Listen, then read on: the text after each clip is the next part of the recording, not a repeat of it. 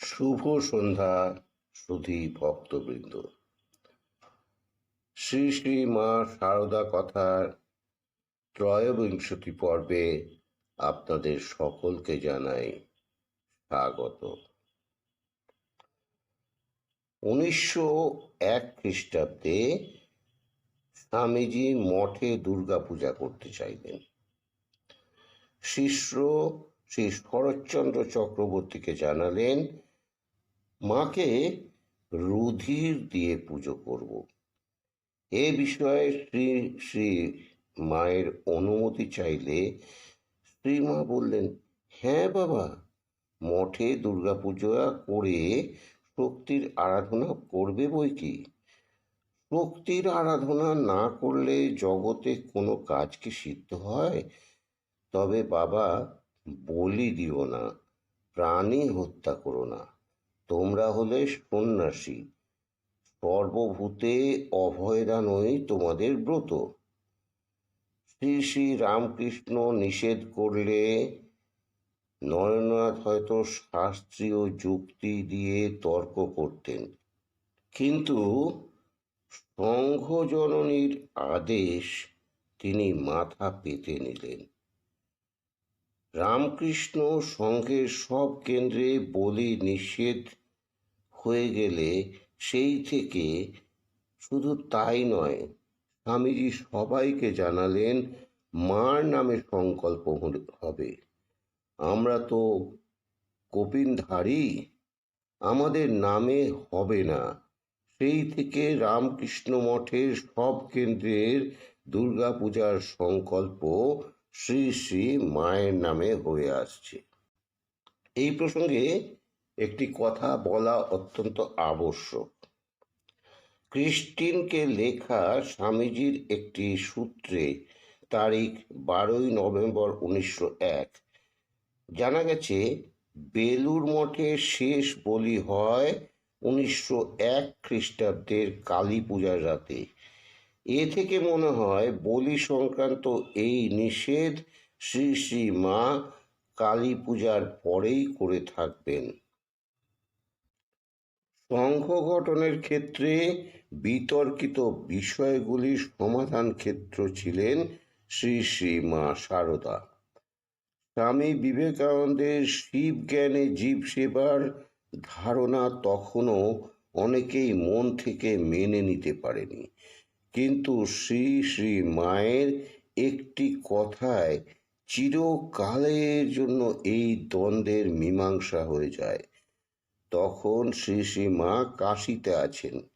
কাশীতে সংঘের যে সেবাশ্রম গড়ে উঠেছিল, সেখানে রোগীদের সেবার কাজ সাধুরাই করতেন।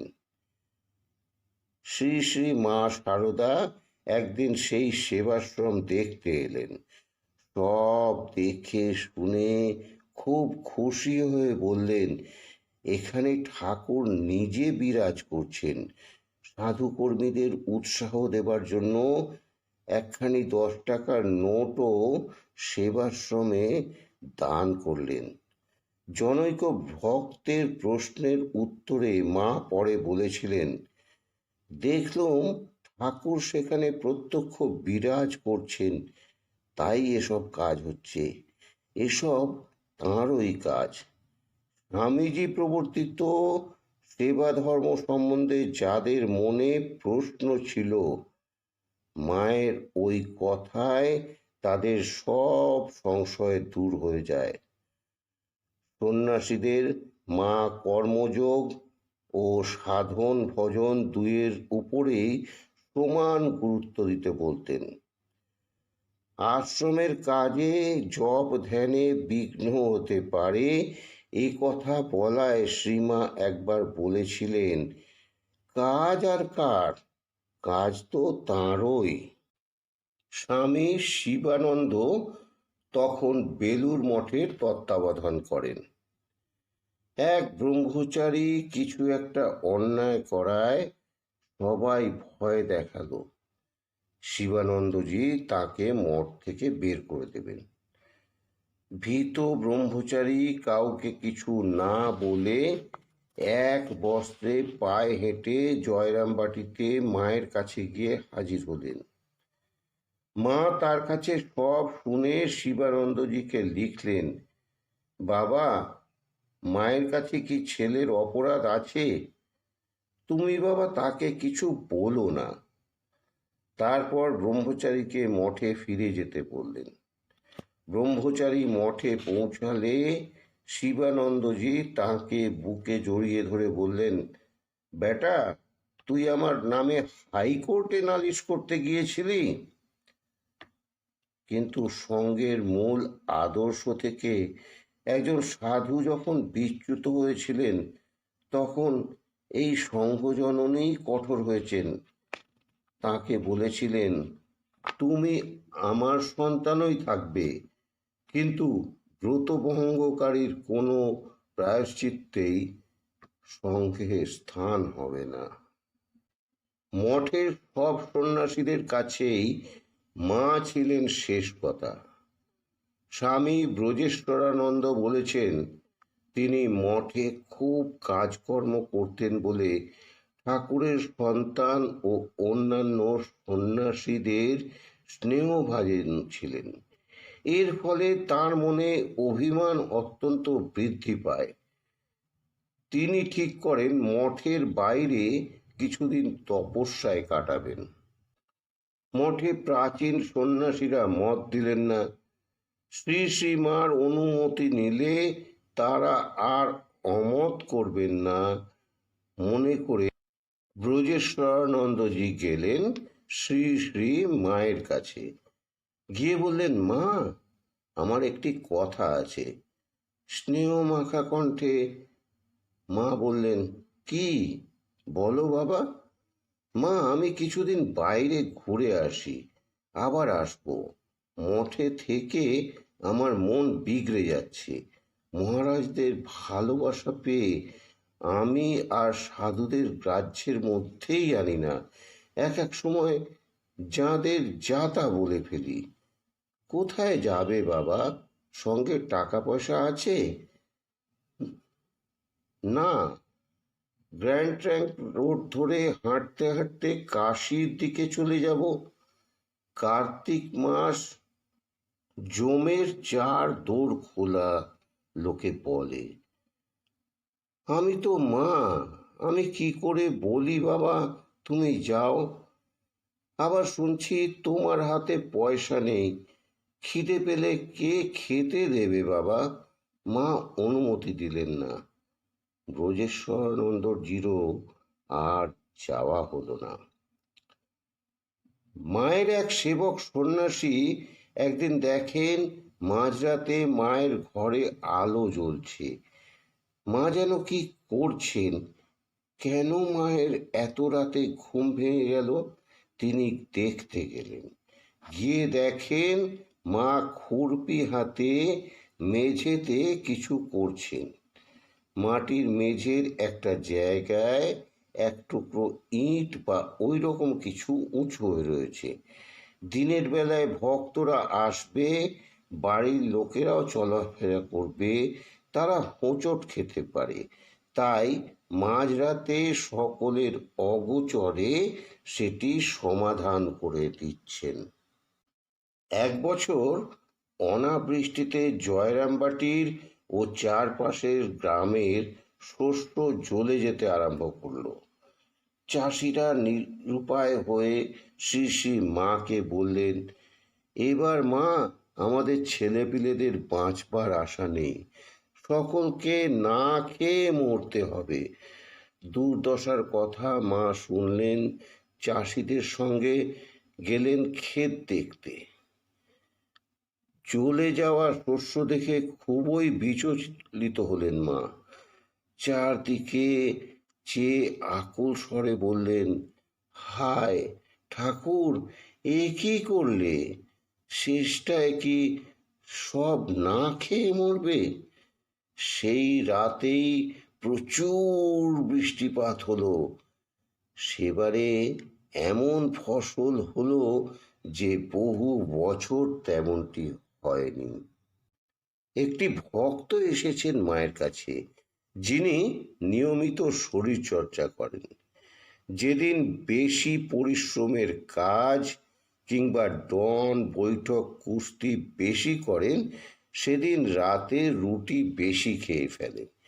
রাঁধুনি ব্রাহ্মণী সেই কারণে তার উপর চটে যায়।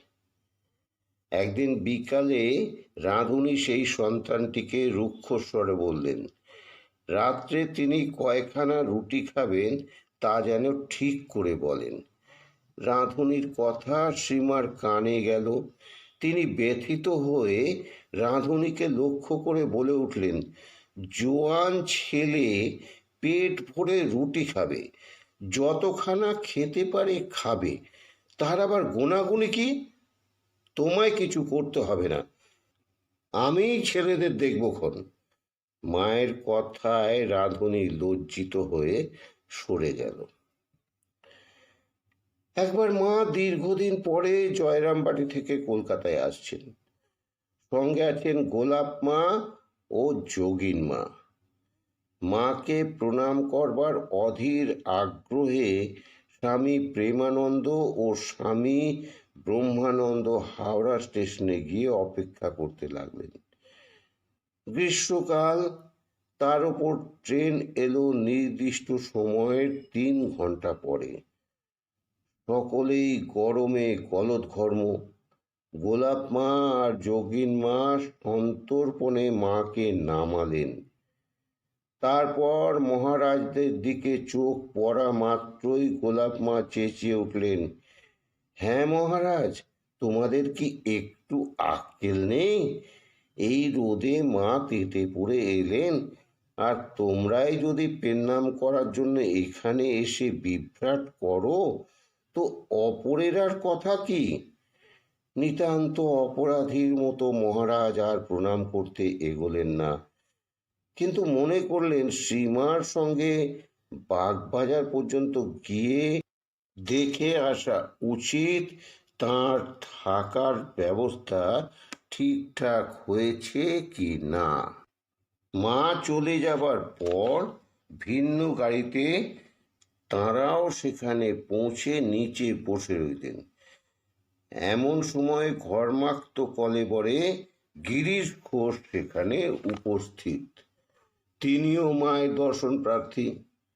তিনি যথাসম্ভব নিচু স্বরেই কথা বলছিলেন, কিন্তু তার গলার স্বর এমনিতেই গম্ভীর। সেই আওয়াজ উপরে পৌঁছল এবং উপর থেকে গোলাপ মা সেই আগের মেজাজে নেমে এলেন, কিন্তু এবার পট পরিবর্তন হয়েছে এবং নায়কের ভূমিকায় এখন গিরিশচন্দ্র। গোলাপ মা বললেন, বলি গিরিশবাবু, মাকে তো দেখতে এসেছ, মা তেতে পুরো এলেন, কোথায় একটু জিরোবেন, না এখানেও এলে কিনা জ্বালাতন করতে? সে কথায় কান না দিয়ে গিরিশবাবু বললেন, চলো চলো মহারাজ, বাবুরাম, মাকে দেখে আসি। এই বলে সোজা ওপরে চললেন। গোলাপ মা আবার চেঁচিয়ে উঠলেন। তখন গিরিশবাবু বলে উঠলেন, ঝাঁঝা মেয়ে বলে কিনা মাকে জ্বালাতন করতে এসেছি। কোথায় এতদিন পরে এসে ছেলের মুখ দেখে মায়ের প্রাণ জুড়িয়ে যাবে, আর ইনি স্নেহ শেখাচ্ছেন? তারা উপরে চলে গেলেন এবং মাও তাদের দেখে খুব খুশি হলেন। পেছন পেছন গোলাপ মাও তখন পৌঁছেছেন। তিনি সজল নয়নে মাকে বললেন, শেষে কিনা গিরিশবাবু আমাকে এরকম বললে? মা বললেন, তোমাকে না অনেকবার বলেছি আমার ছেলেদের সম্বন্ধে মতামত প্রকাশ করতে চেও না। বিজয় গর্বে গিরিশবাবু নিচে নেমে এলেন।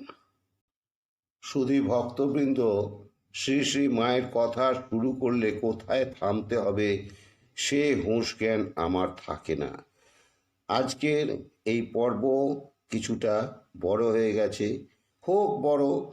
আশা করি আপনাদের সকলের ভালো লাগবে।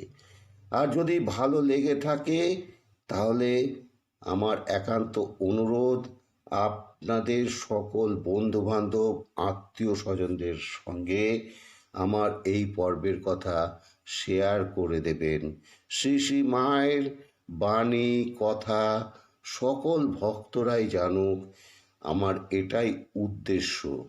আর পরিশেষে আপনাদের সকলকে অনুরোধ করি, আমার এই রবির কবিতাঙ্গন চ্যানেলটি আপনারা সাবস্ক্রাইব করে রাখবেন, তাহলে এই রকম নিত্য নতুন উপস্থাপনা সকলের আগে আপনাদের কাছে পৌঁছে যাবে। ধন্যবাদ।